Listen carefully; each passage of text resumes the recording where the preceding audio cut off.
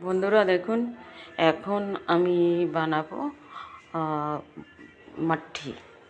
তো এখানে আমি আটা দিয়েছি আর দিয়েছি ময়দা, थोड़ा सा सूजी, अजवाइन और कस्तूरी मेथी और मिलाबो थोड़ा सा नमक।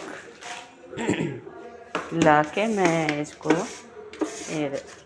आटा बनाए रखबो।